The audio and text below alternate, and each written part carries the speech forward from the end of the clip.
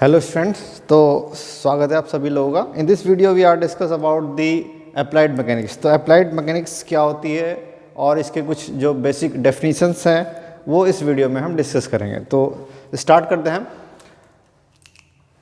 Mechanics. तो first of all mechanics क्या है, ठीक है। तो it is a branch of a science in which study of force and their effect on a body, उसी को हम कहते हैं मैकेनिक्स, ठीक है। तो mechanics is a branch of a science in which study of the behaviour of force and their effect on the different body. तो जैसे हम किसी बॉडी पे फोर्स जो लगाते हैं तो उस फोर्स का उस बॉडी पे क्या इफेक्ट होता है, इसी को कहते हैं मैकेनिक्स। तो इस मैकेनिक्स को कई टाइप से क्लासीफाई किया गया है, ठीक है। तो जैसे हम बात करते हैं, सबसे पहले इसको दो टाइप से क्लासीफाई किया गया है। एक होता है statics and another one is dynamics. तो जैसे हम किसी बॉडी पे फोर्स इम्पैक्ट करते हैं और बॉडी में कोई मूवमेंट नहीं हो रहा है, ठीक है, बॉडी रेस्ट पोजीशन में है, तो उसको कहा जाएगा स्टैटिक्स, ठीक है। When we study the force on a body and body is at rest position, ठीक है। Another one is dynamics, when we study the behaviour of force of a moving body. जब कोई बॉडी हमारे पास movement में है और उस पर जो फोर्स इम्प्लीमेंट हो रहा है उसकी जब हम स्टडी करते हैं तो उसको कहा जाएगा डायनामिक्स, ठीक है। अब डायनामिक्स को भी दो टाइप से क्लासीफाई किया गया है। One is kinetic and another is kinematics, ठीक है। तो काइनेटिक्स क्या हुआ?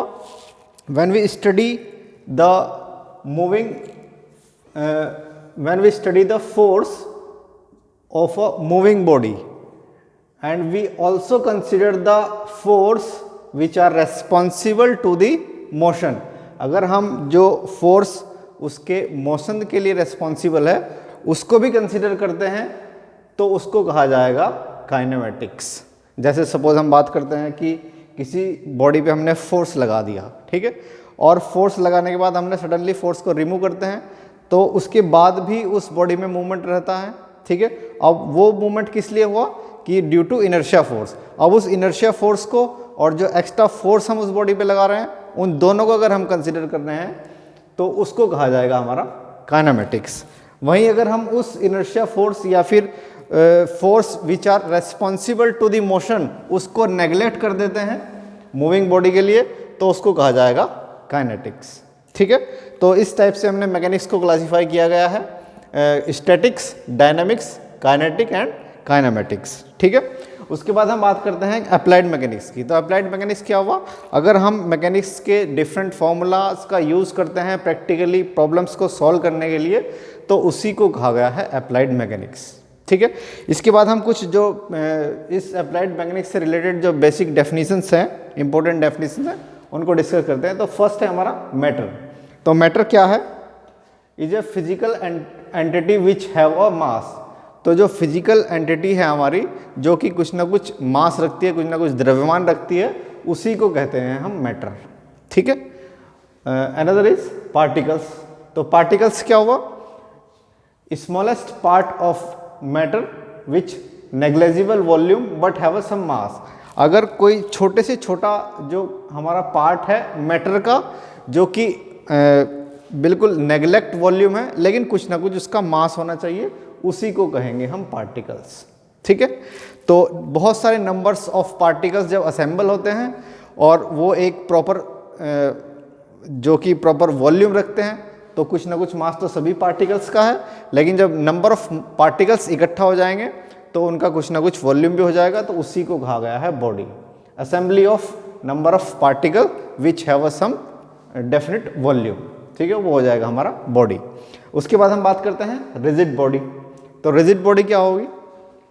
A body which doesn't change shape and size under external force.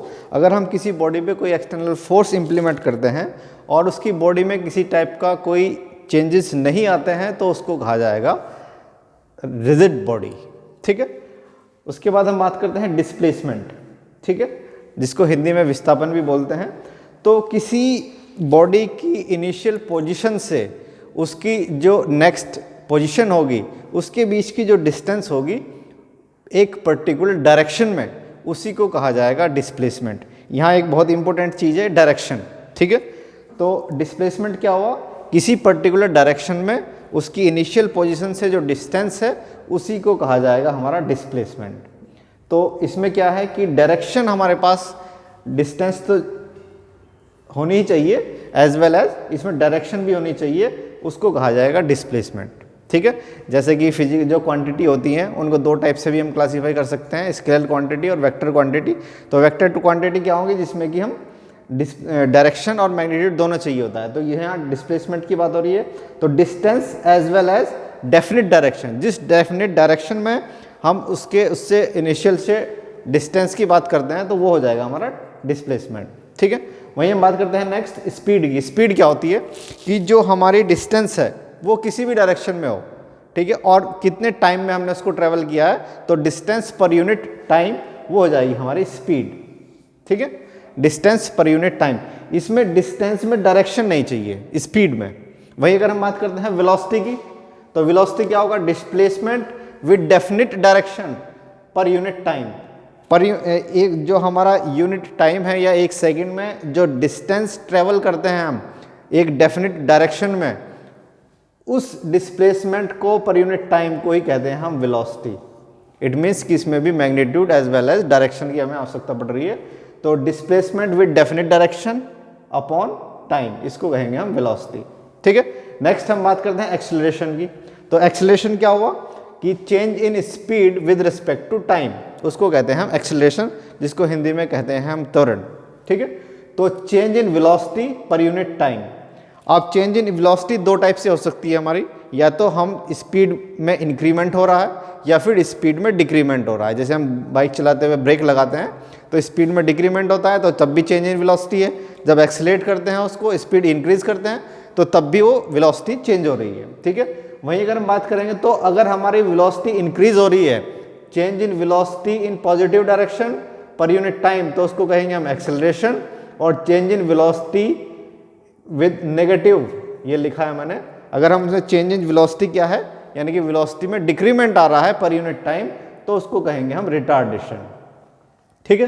उसके बाद बात करते हैं हम मोमेंटम की, ठीक है। मोमेंटम क्या हुआ, सपोज हम किसी बॉडी पे कोई फोर्स इंप्लीमेंट करते हैं, ठीक है, या फिर हम बात करें कि it is a product of mass of the body and velocity of the body.